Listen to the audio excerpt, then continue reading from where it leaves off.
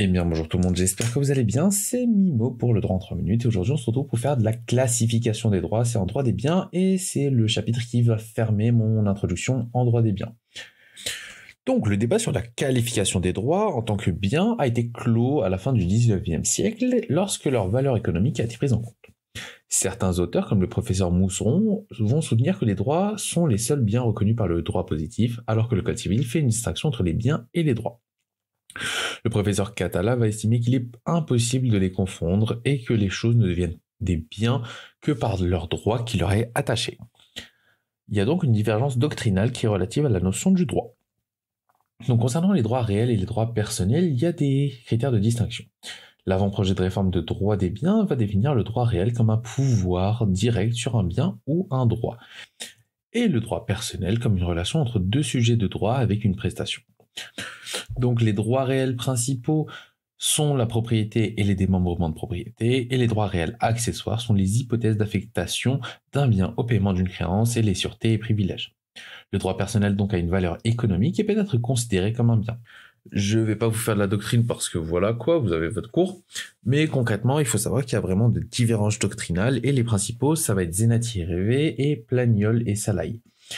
Ça a beaucoup été débattu au 19e siècle et sur la nature des droits réels et personnels. Donc, on va aller vers la fin, les intérêts de la distinction. Les droits réels sont en nombre limité et ne peuvent correspondre qu'aux catégories qui sont prévues par la loi. Par contre, depuis 2012, la jurisprudence a admis que les droits réels peuvent être créés par convention. Les droits personnels en nombre illimité vont se diviser en obligations de faire et de ne pas faire et de donner. Les droits réels sont absolus, mais certains peuvent être conditionnés par des formalités. Les droits personnels peuvent s'imposer aux tiers et être considérés comme des biens. La propriété donc n'est pas un bien, mais une relation entre une personne et un bien qui devient un bien grâce à l'exercice du droit de propriété.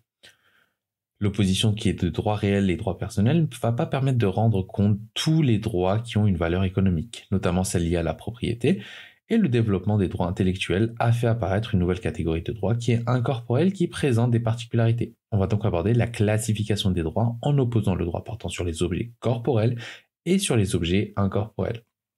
C'est très court, mais concrètement, le Code civil va distinguer les biens corporels et incorporels par rapport à leur nature physique. Les biens corporels sont des droits portant sur des choses matérielles, alors que les biens incorporels sont des droits qui n'ont pas de matérialité. La propriété, c'est le droit le plus entier exercé sur une chose, mais d'autres droits peuvent être exercés sur une chose sans être assimilés à celle-ci. C'est-à-dire que les droits, autres que la propriété et les actions, sont considérés comme des biens incorporels. Donc, les droits incorporels sont des droits qui ne sont pas des biens matériels, mais qui sont reconnus par la loi. Ils vont donc comprendre les droits personnels, les autorisations administratives, les propriétés incorporelles, et ces droits sont liés à la création de la loi et sont reconnus par elle. Donc la Cour de cassation est venue reconnaître en 2005 que la soustraction frauduleuse d'une information est constitutive d'un vol, ce qui implique que l'information est susceptible d'être l'objet de propriété intellectuelle. La jurisprudence a également élargi l'objet de l'API au-delà de la loi et a expressément consacré, notamment en sanctionnant le parasitisme économique.